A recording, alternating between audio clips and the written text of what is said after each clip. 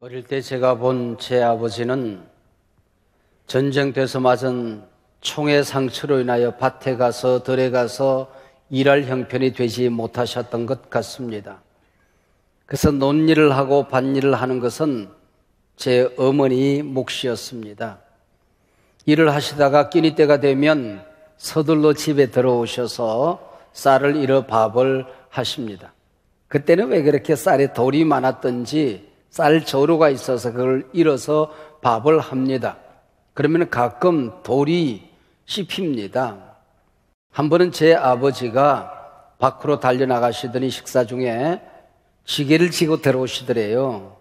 왜 그랬냐고 그랬더니 입에 돌이 하도 큰 게 들어서 그냥 못 버려서 지게로 버려야 된다고 지게 돌을 뱉으시더랍니다. 제 아버지는 늘 미안했던 마음을 어머니에게 그렇게 재치로 웃음으로 아마 넘기셨던 것 같습니다.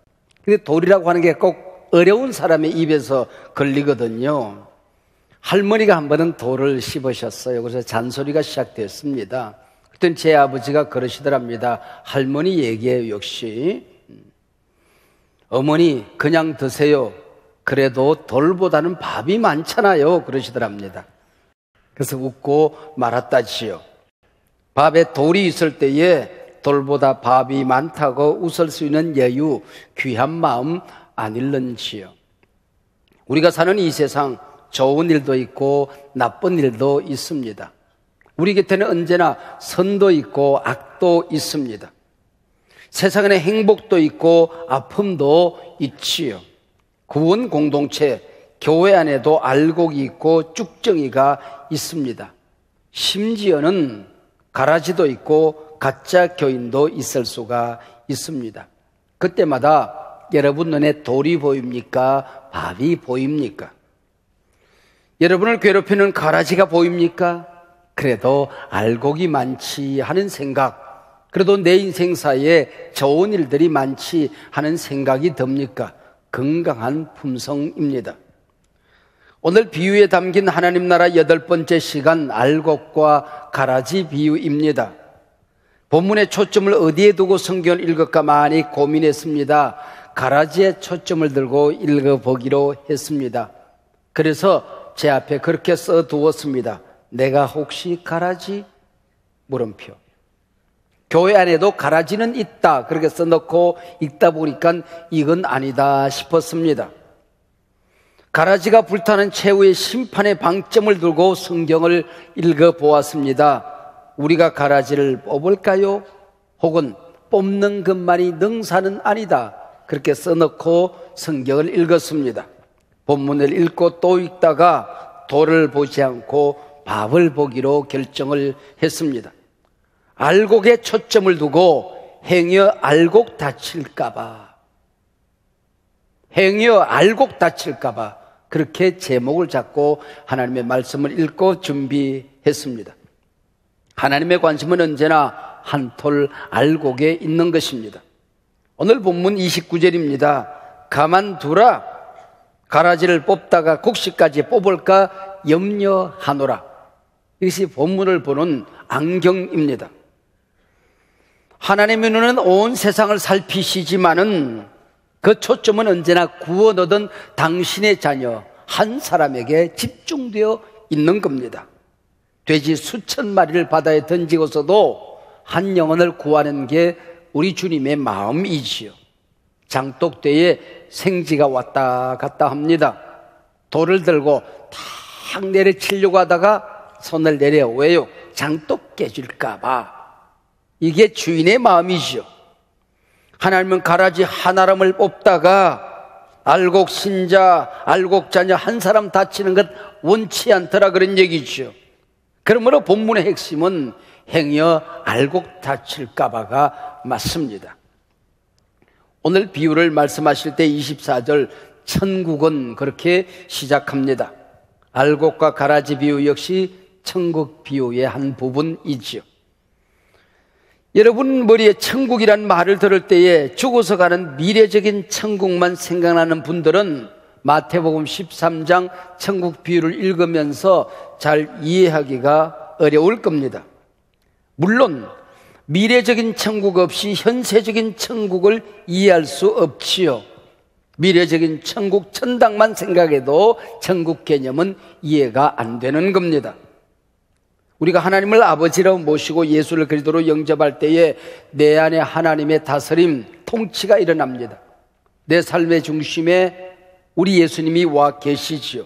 그래서 믿는 자는 영생을 얻었고입니다. 이미 하나님 나라가 내 안에 와 있는 것입니다.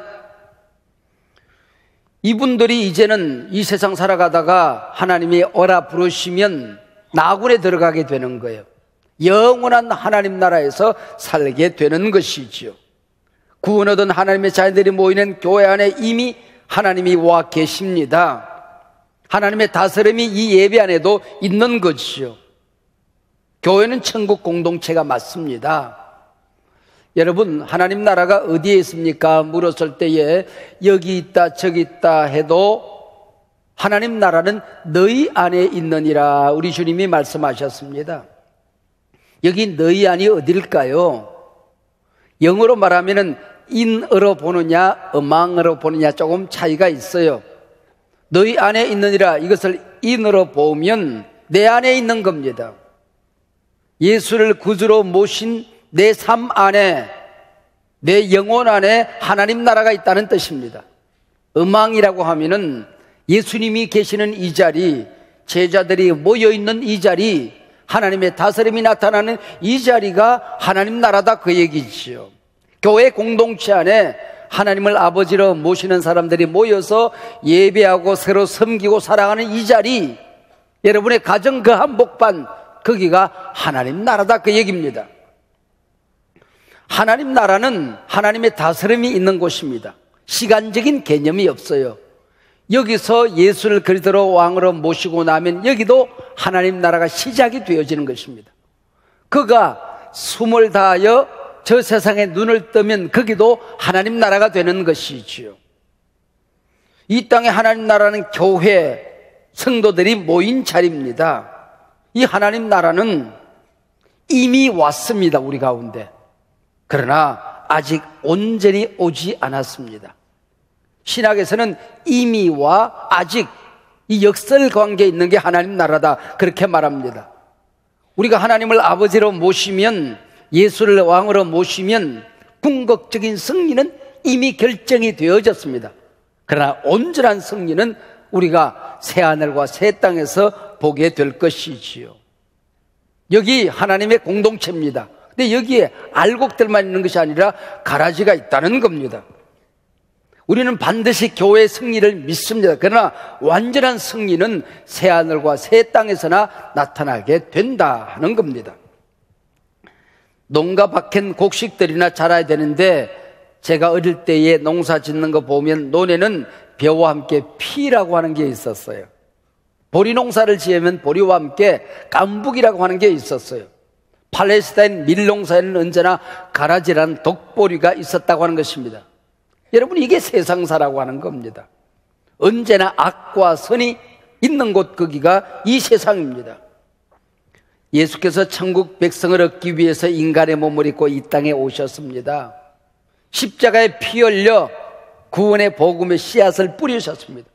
근데 내 곁에 왜 가라지가 자라고 있는 것이죠? 교회 안에 이단들이 우글거립니다. 성도를 넘어지게 하는 일들이 많이 있습니다. 시험 드는 일들이 많이 있습니다. 여기가 구원받은 공동체가 맞는가 하는 생각이 섬뜩섬뜩 듭니다. 하나님 나라 교회를 해치는 공격들이 난무합니다. 우리 마음속에 이때 하나님 뭘 하고 계시지? 벼락은 뒀다가 어디 쓰시려고 저 가라지를 뽑아버리시지 하는 생각이 들더라는 거죠. 그때 들려온 주님의 음성이 여기 있습니다. 가만두라. 가라지를 뽑다가 곡식까지 뽑을까 염려된다. 마지막 날 그도 풀무불 속에 던져 넣으리니 거기서 울며 이를 갈게 될 것이다. 주님의 음성이 들려옵니다. 알곡에 초점을 두고 성경을 읽기 전 가라지에 초점을 두고 성경을 읽었다고 그랬지요. 읽다 보니까 온몸에 소름이 쫙 끼치더라고요. 내가 혹시 가라지? 여러분도 한번 성경을 그렇게 읽어보세요. 두렵고 무서운 생각이 들 것입니다. 하나님의 농토, 하나님의 교회 아닌데 거듭나지 못한 가라지가 있을 수 있다고 하는 것입니다. 성도를 넘어지게 하는, 성도를 시험되게 하는 사건들이 얼마든지 있을 수 있더라, 그런 얘기죠. 내 마음 중심에 예수를 그리스도로 모셨습니다. 오늘 죽어도 구원 얻은 천국에서 눈을 뜰 자신이, 확신이 있지요. 근데 내 심령 안에 알곡만 있는 게 아니더라는 거예요. 가라지가 있는 겁니다. 내가 말할 때마다, 머릿속에 지나갈 때마다 내가 살아가는 삶의 구석구석에서 알곡만 있는 게 아니고 가라지가 있더라, 그 얘기죠. 가라지는 알곡이 먹을 영양분을 빼앗아 갑니다. 언제나 악이 더 열심히 해요. 곡식보다는 가라지가 더 잘 자라요. 그래서 키가 커져서 곡식이 먹어야 될 햇빛을 가라지가 먹습니다. 내 몸 안이 건강한 요소들만 가득 담겨 있어야 되는데 바이러스들이 기생을 하고 있다고요. 내 세포, 내 면역체계가 흐트러지면 이 바이러스들이 기생을 부려서 온갖 질병을 가져다 줍니다. 내 신앙, 내 영성, 내 품성이 건강해야 되는데 이것들이 약해지면 바이러스들이 나를 이기게 되는 것입니다. 시험 들었다, 넘어졌다, 여러분 하소연할 것 없습니다. 모두 내 믿음이 약해졌기 때문에 이런 일들이 일어나는 것이죠. 내 건강세포, 건강 면역체계가 균형이 잘 잡혀 있으면 이 못된 바이러스들이 나를 괴롭힐 수가 없는 거더라, 그런 얘기죠. 시험 들었다, 믿음 약해졌다, 동의어입니다. 오늘 본문 29절, 가라지를 뽑다가 곡식까지 뽑을까 염려하노라. 그리고 41절 42절, 거두어 풀무불 속에 던져 넣으리니 거기서 울며 이를 갈게 될 것이다. 이 말씀이 주는 교훈이 있어요. 여러분, 이 세상에 농사를 짓고 또 지어도 가라지가 바뀌어서 알곡이 되는 일은 없지요. 근데 천국 농사, 영혼 농사에는 가라지가 변화되어서 알곡이 되더라, 그런 얘기예요. 알곡인 줄 알고 사귀었는데 끝날에 가서 봤더니 가라지더라, 그런 얘기입니다. 얼마든지 있을 수 있는 얘기다, 그런 얘기죠. 그러니 섣불리 가라지 뽑다가 알곡 다치는 일이 있어서는 안 되겠다, 그런 얘기죠. 이게 알곡인지 심판날에 가라지인지 분간하실 분은 하나님이시다, 그 얘기입니다. 저런 사람이 우리 교회 집사라고, 찬양사역자라고, 찬양대에 선다고, 여러분 핏대를 올린다면 이미 내가 하나님의 자리에 올라가 있는 거다, 그런 얘기죠. 하나님의 마지막 심판을 믿고 기다리라는 것입니다. 그러면서 오히려 마지막 종말을 살아가는 그리스도인들의 지혜는 내가 혹시 가라지? 땅, 이렇게 살아야 지혜로운 사람이라는 겁니다. 우리 주님 예수께서 재림하셔서 새하늘과 새 땅으로 우리를 인도하시는 그날까지 이 세상 어디에도 완전한 곳은 없습니다. 구원 얻은 내 마음, 내 영혼인데 알곡과 가라지가 자란다니까요. 이 땅에 완전한 지상교회는 없습니다. 그렇게 노력하고 애써서 좋은 직장에 들어갔는데 그 직장에 좋은 일들만 있더냐, 그런 얘기죠. 저 사람하고 만나서 살면 평생 천국 같은 삶을 살려니 했지만은 가정 안에도 좋은 일들이 있고 어려운 일들이 있는 겁니다. 알곡도 자라고 가라지도 자라는 것이죠. 그러나 내 삶 돌이켜보니 돌보다는 밥이 많았다, 그러면은 감사한 겁니다, 여러분. 이 땅의 모든 사람, 모든 공동체는 공사 중입니다. 오늘 본문 말씀을 빌리면은 너도 나도 농사 중, 공사 중이라고 하는 거죠. 내 곁에 있는 사람들에게 아직 공사가 끝나지 않아서 죄송합니다. 그렇게 우리가 말해야 옳은 거예요.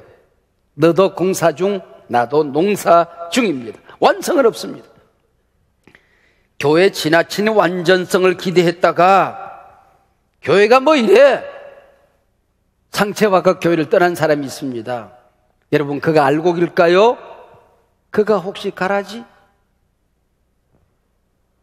냉소주의자들이 됐습니다. 뒷짐지고 가까이 가면 상처받아.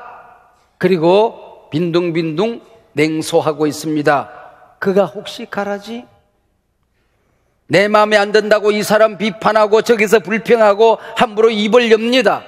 41절에 너는 교인을 넘어지게 하는 자로다. 혹시 그가 가라지? 기억하세요. 우리는 허물이 많습니다. 변화되지 못했습니다. 연약성이 남아있습니다. 실수도 많습니다. 이 모든 잘못들에도 불구하고 하나님의 농사는 실패하지 않습니다. 할렐루야. 구원 얻은 백성 하나님이 지킵니다. 마지막 날에 반드시 내 곳간에 들어오라 하나님이 문 열어주실 것입니다. 믿으시기 바랍니다. 혹시 지금 내 곁에 가라지라고 느끼는 그 사람에게 모든 에너지 자양분 빼앗기고 불행해하는 사람들이 있습니까? 여러분, 모든 걸 긍정적으로 생각할 여유를 가져야 합니다. 한 번만 뒤집어 보세요. 믿음의 눈이 열려지게 될 겁니다. 온갖 고난, 시련, 역경에 시달리며 달려오신 분이 계십니까? 역경 뒤집으세요. 경력입니다. 고난은 경력입니다. 시련은 경력입니다. 역경은 여러분의 인생과 신앙의 경력이 되어서 여러분을 성숙하게 만들 것입니다. 여러분 주변에 악한 것들 뿐입니까? 내 인생이 왜 이래? 애빌, 악이 덕실거립니까? 뒤집으면 라이브가 됩니다. 그 악 때문에 살맛이 나는 세상을 만들어야 하는 이유가 거기 있는 것이죠. 사람이, 공동체가, 국가가, 시대가 좋은 일들만 있으면은 만사가 형통하면 좋을 것 같지만은 창조적인 역사가 만들어지지 않는다는 거예요. 고난이 있어야, 도전이 있어야 응전이 있다는 겁니다. 시련이 있어야 새로운 창의가 생겨난다고 하는 것입니다. 이게 매기 효과라고 하는 거예요. 유럽 사람들은 대서양 태평양에서 잡은 청어를 좋아합니다. 그래서 어부들이 청어를 잡자마자 소금에 절여요. 도착해 보면은 맛이 없어요. 노르웨이 한 어부가 이게 큰 수저를 만들어 놓고 거기다가 청어를 집어넣었어요. 그리고 메기를 몇 마리 집어넣었어요. 메기가 이 청어를 잡아먹으려고 막 따라다녀. 그럼 청어들이 도망을 다녀. 도착할 때까지 메기와 청어가 싸우는 사이에 청어들이 죽을 시간을 놓쳐서 다 살아있더래요. 그래서 싱싱한 청어를 먹기 시작했다는 것이죠. 이게 메기 효과라고 하는 겁니다. 여러분, 메기, 청어를 먹으면 개가 얼마나 먹겠어요? 한 마리, 두 마리지요. 뭐 서너 마리 먹을 수 있겠죠. 그래도 메기 때문에 청어가 싱싱하게 살아있었다고 한다면 이게 해볼 만한 일이잖아요. 그 고난, 여러분의 살을 먹으면 얼마나 먹겠어요? 여러분의 믿음을 무너뜨리면 얼마나 무너뜨리겠어요? 여러분을 밟으면 얼마나 밟겠어요? 여러분, 견뎌내시길 바랍니다. 반드시 일어서게 될 것입니다. 승리는 이미 결정이 되어진 것입니다. 우리에게 구원을 주시는 분은 하나님이십니다. 심판하실 분도 오직 하나님이십니다. 어느 시대 어느 때나 여러분 곁에 추수꾼을 자처하는 사람들이 있습니다. 여러분을 뽑겠다고 나서는 사람이 있습니다. 하나님이 지켜주실 것입니다. 예수님 곁에 바리새인과 서기관들이 있었어요. 자기들은 의로운 사람이라고 생각했습니다. 그래서 천국 문턱에 자기들 앉아있는 줄 알았어요. 근데 예수님 곁에 죄인들, 세리들, 창기들, 생선비린내 나는 어부들, 어린아 여인들, 그러니까 바리새인 서기관들이 저분이 메시아라면 저것들을 내치고 뽑아버리고 가라지 처리하고 자기들과 교제해야 될 것 아니냐, 그 얘기입니다. 예수님 말씀하셨습니다. 두고 보자. 마지막 때 누가 알곡인지 누가 가라지인지 두어라. 하나님이 판단하실 것이다. 너나 너 자신이나 잘 돌봐라, 그 얘기입니다. 예수님 당시에 에세네파 사람들이 있었어요. 이 사람들은 혁명가들입니다. 메시아가 오면 로마를 무찌르고 다윗 왕국을 건설해라고 생각했습니다. 근데 예수님 곁에는 혁명의식이 없는 사람들, 혁명할 힘이 없는 사람들, 나약하고 가련한 사람들이 모여 있습니다.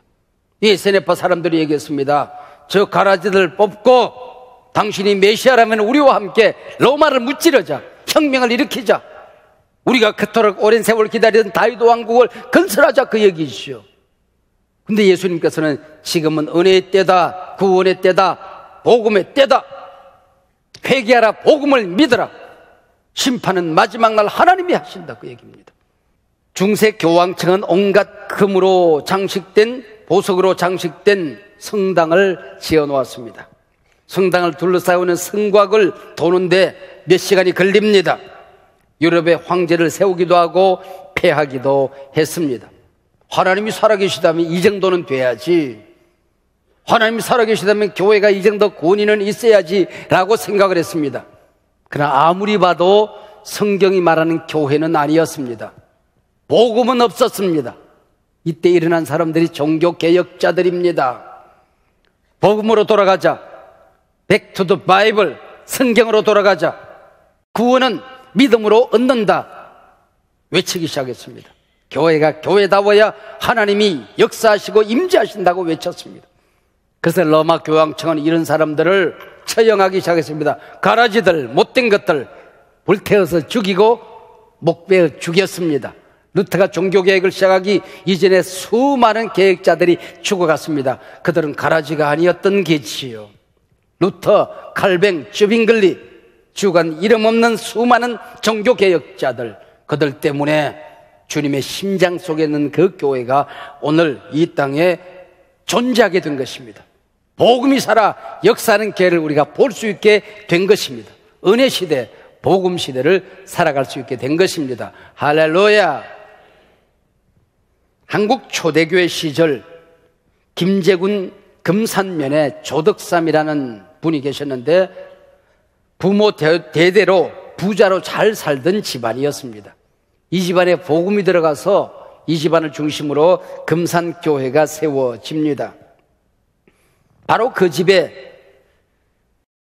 3살 때 아버지를 잃고 6살에 어머니를 여윈 이자익이라고 하는 고아, 마부, 머슴이 들어와 같이 살았습니다. 함께 신앙생활을 합니다. 그래서 세월이 흘러 조덕삼 주인 나리도 집사가 되고 머슴 이자익도 집사가 되었습니다. 그날 교회에서 장로를 피택하는 공동의회 선거가 있었습니다. 마을 사람들은 누구나 다 조덕삼 나으리가 피택되라는 것은 자명한 일이었습니다. 누가 생각해도. 그러나 달랑 한 사람, 15살이나 어린 고아 머슴 이자익이 장로로 피택이 된 것입니다. 이 교회 큰일 났다 그러는데 조덕삼 집사가 앞에 나서더니 여러분 훌륭하십니다. 대단하십니다. 어떻게 우리 이자익 집사의 믿음을 아셨습니까? 제가 곁에 있어 보니 이분은 주님의 제자입니다. 품성이 아름답기 그지없고 제 믿음과는 비교가 안 되는 훌륭한 사람입니다. 그분을 잘 선택하셨습니다. 후에 조덕삼도 장로가 되었지요. 그리고는 조덕삼 장로가 이자익 장로를 불러서 당신은 신학을 하는 게 좋겠다. 목사가 되세요. 제가 뒷바라지를 하겠습니다. 그래서 이자익 장로가 신학을 공부합니다.